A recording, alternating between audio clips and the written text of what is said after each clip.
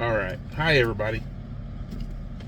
We will do the next chapter of Mark here, which should be 11 if I'm not mistaken. Now, when they drew near Jerusalem to Bethphage and Bethany at the Mount of Olives, he sent two of his disciples, and he said to them, "Go into the village opposite you, and as soon as you have entered it, you will find a colt tied on which no one has sat. Loose it and bring it. And if anyone says to you, 'Why are you doing this?' say, 'The Lord has need of it.' And immediately he will send it here." So they went their way and found the colt tied by the door outside on the street, and they loosed it. But some of those who stood there said to them, "What are you doing, loosing the colt?" And they spoke to them just as Jesus had commanded, so they let them go.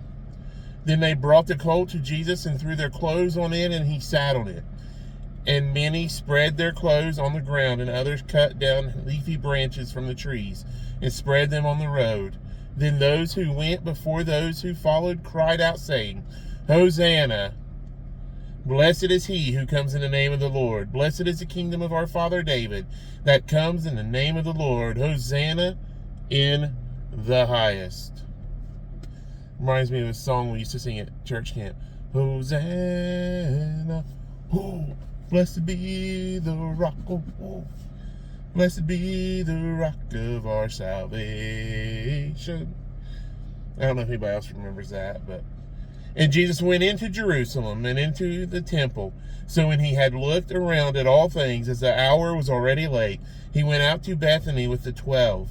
Now the next day, when they had come out of from Bethany, he was hungry.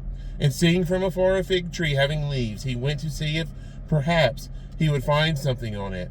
When he came to it, he found nothing but leaves, for it was not the season for figs.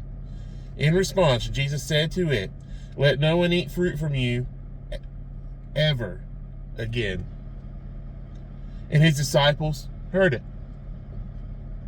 So they came to Jerusalem. Then Jesus went into the temple and began to drive out those who bought and sold in the temple, and overturned the tables of the money changers and the seats of those who sold doves.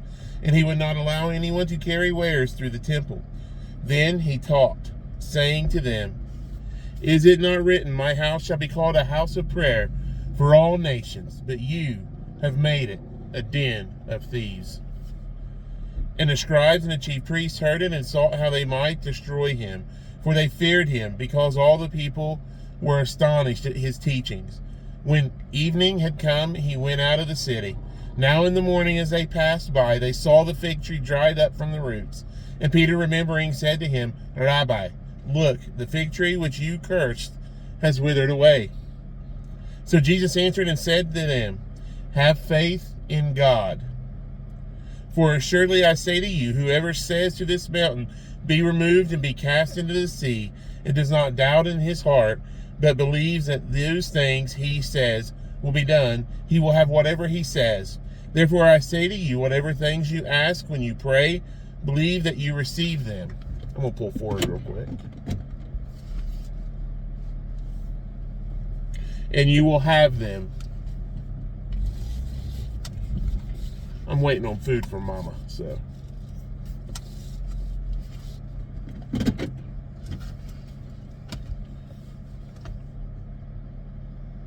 "And whenever you stand praying, if you have anything against anyone, forgive him, that your Father in heaven may also forgive you your trespasses." Ooh. "But if you do not forgive, neither will your Father in heaven forgive your trespasses." Then they came again to Jerusalem, and as he was walking in the temple, the chief priests, the scribes, and the elders came to him.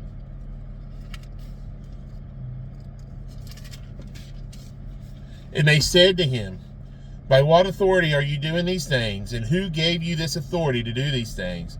But Jesus answered and said to them, "I also will ask you one question, then answer me, and I will tell you by what authority I do these things. The baptism of John, was it from heaven or from men? Answer me." And they reasoned among themselves, saying, "If we say from heaven, he will say, 'Why then did you not believe him?'